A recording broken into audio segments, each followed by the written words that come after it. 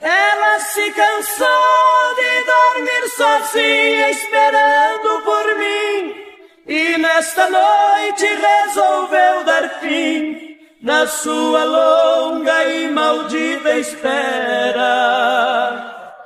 Ela não quis mais levar a vida de mulher honrada, se na verdade não adiantou nada ser mulher direita conforme ela era.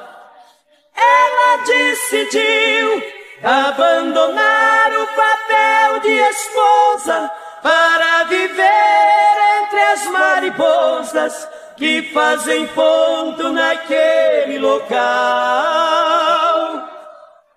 A minha vida, muito mais errante, agora continua. Transformei a esposa em mulher.